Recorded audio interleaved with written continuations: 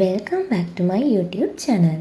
ඉතින් අද වීඩියෝ එකේ මම ඔයාලට කියන්නේ අපේ ෆැකල්ටි එකේ year end function එක ගැන.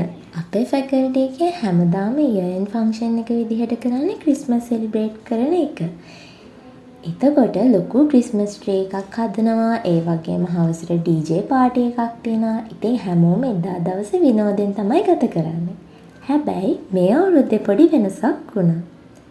අපි මේ අවුරුද්දේ ක්‍රිස්මස් පාටි එකක් තිබ්බේ නැහැ.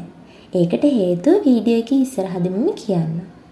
ඒ වෙනුවට අපි ධර්ම දේශනාවක් සහ දහවල් දානයක් arrange කරා. ඔයාලා හැමෝම දන්නවනේ නොවැම්බර් මාසේ ගොඩාක් හැප්පු නිසා ලංකාවේ ගොඩාක් ප්‍රදේශවල මිනිස්සුන්ට ගම් වතුර නායෑම් වගේ තත්ත්ව ඇති වුණා.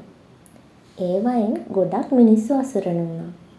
සමහර අයට තමන්ගේ පවුලේ කට්ටිය නැති වුණා, ගෙවල් දොරවල් දීපල සියල්ලක්ම නැති වුණා.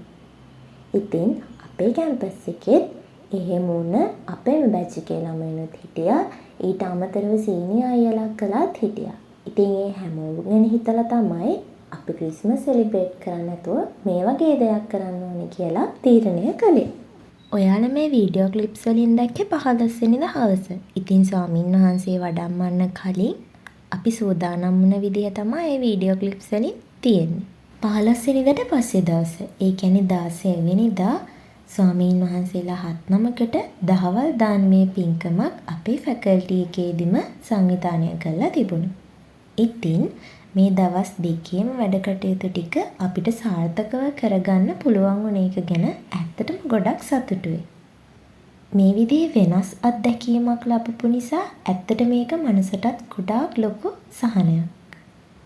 මේ වගේ ස්වභාවික විපත් වලින් කරදරයටපත් වන සියලුම දෙනාට නැවත හිටියටත් වඩා හොඳින් ජීවත් වෙන්න පුළුවන් වෙන්න කියලා මම හදවතින්ම ප්‍රාර්ථනා කරනවා. එහෙනම් අදට ගිහින් එන්නම්. තවත් දවසක ලස්සන වීඩියෝ එකකින් හමු වෙමු. දීර්ඝායු වේවා.